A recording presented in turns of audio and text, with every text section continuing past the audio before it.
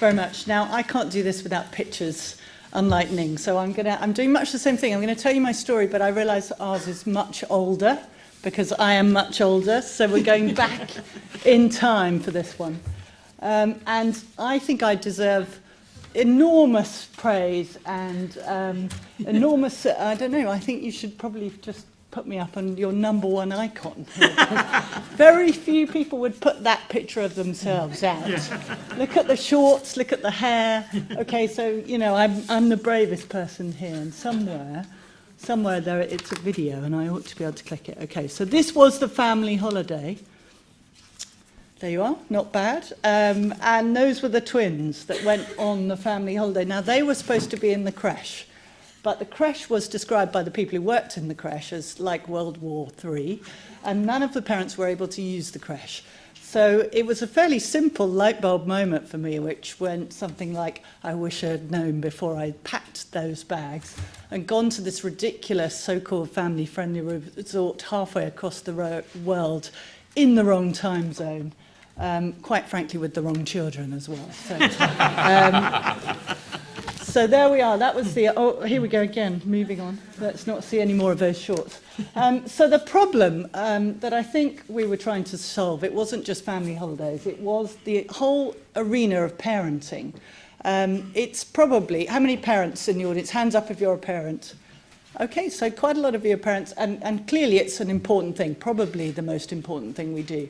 But we don't get much training, do we? I mean, you know, you can't really go on too many bits of training for being a parent. You're just dumped in it with these very precious bundles, and you're pretty much terrified. Now, in my day, back in 2000, this was the parenting sort of advice arena. It was mostly men. It was mostly experts. They mostly were doctors. And I think the internet offered something else for us. It offered the ability to consult with other people who'd been there and done that. People who'd been to that family holiday resort and could have told me not to bother. So the idea was to produce the next generation of parenting advice. Now, I've just checked this slide, and it goes quite quickly. So everyone, be on your mettle. There it goes. I think that was the Starship Enterprise. So, you know, clearly I'd been on the booze the night before when I put this together. So I got back home, and the idea still seemed to have some kind of coherency. So I needed some people to do it with. Now, much as Ning said, some of the motivation for this was to find a working environment that didn't feel like some of the working environments I'd previously been in.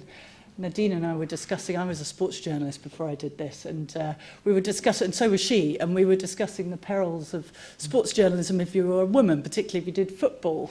It wasn't particularly family-friendly, shall we say. Most women who were involved in this, and previously I'd been in the city, had to pretend their families didn't exist if they wanted to get on. And I wanted to rope in a friend, and she'd been a TV producer, and she basically wanted work-life balance, which she hadn't seen.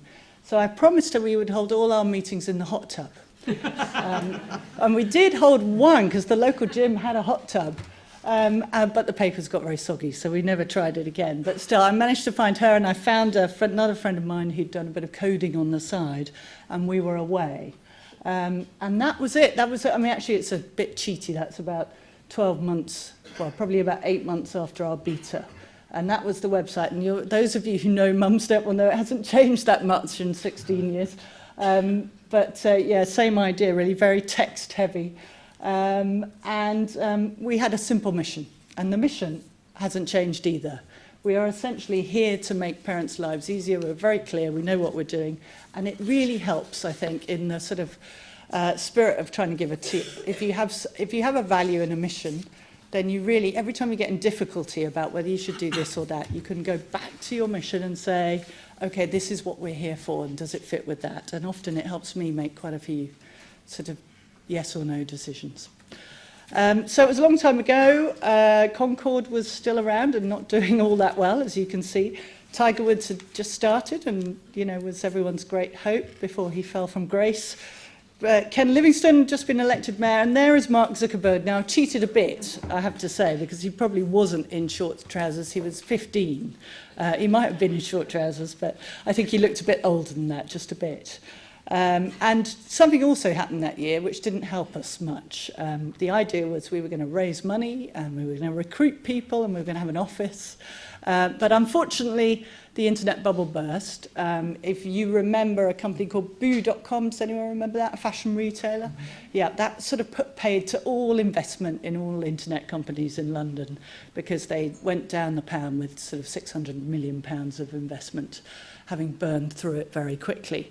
And we couldn't raise any money. I went and did the rounds, and I remember a German guy who said to me, "When you fail, you can come and work for me."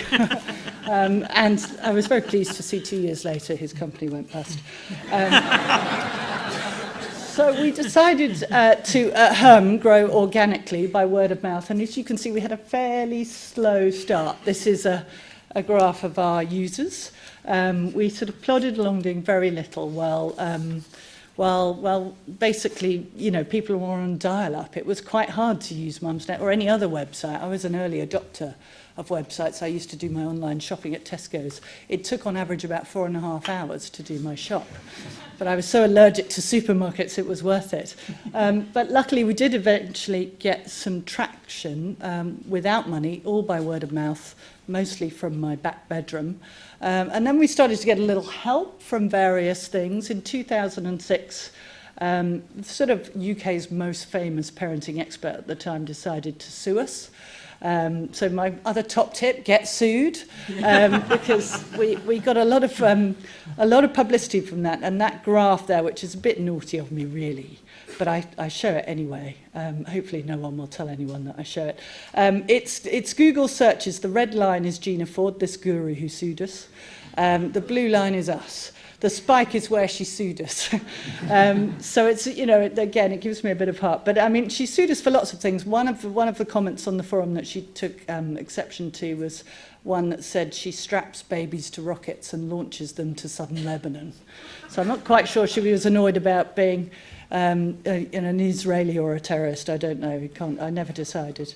Anyway, then Dave Cameron came along. He was the first politician to come on to Mumsnet, so he was helpful in the sense that he set the trend, and as soon as he became leader of the Tory party, he went off on paternity leave, actually, and his first appointment afterwards was on Mumsnet. So I have to thank Dave. Many of our users probably won't share the same sort of warmth of feeling that I'm expressing right now, but there we are. Which brings us to the Mumsnet election in 2010. We sort of became inundated with politicians, really. It was seen as a rite of passage. They wanted to talk to women who they thought were floating voters.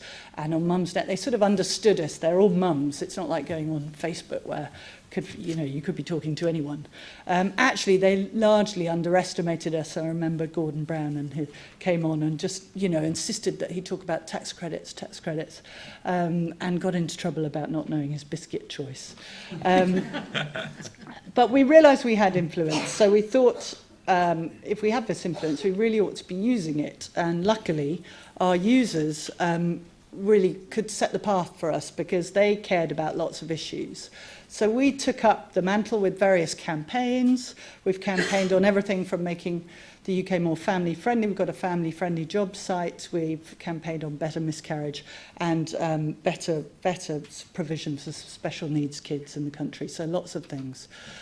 So this coming to the sort of key, how do I think we're different? Why did we sort of grow when others sort of around us, and there were quite a lot of parenting sites started actually when we started. Others didn't grow so fast. And I think it comes down to, really for us, this one thing. Our users for us are the heroes. We were a site for mums. We weren't a glossy site about babies. We were about the people who used us. And I say sorry, Mylene, because, it's sort of anti-celebrity. Again, that was quick, wasn't it? Not Mylene Class. I have nothing against Mylene, lovely woman. But I don't think what she thinks about parenting is nearly as useful as the wisdom of the Mumsnet crowd. So we are all about the voice of users rather than celebrities or that one doctor expert who may have some great things to say, but it may not work for you. And Mumsnet is also sort of almost kind of uniquely in the sort of internet culture, really dominated by women. It's a very female space, as you'd imagine, and our users really value it for that. They feel they can be more honest and sort of, let their hair down, as it were. It's trusted. Roughly 4 out of 5 of our users say they would buy a product if it's been recommended on Mumsnet. Others wouldn't go and buy any product without checking on Mumsnet first.